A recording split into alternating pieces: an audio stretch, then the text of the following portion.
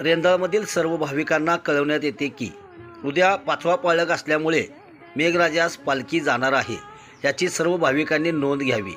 तसेच त्या ठिकाणी महाप्रसादाचे आयोजन करण्यात आलेले आहे, याची नोंद घ्या व सर्वांनी नैवेद्य नारळ घेऊन मेघराजास येण्याचं आहे ही नम्र विनंती। कळावे आपला मेघराज भक्त मंडळ रेंदाळ।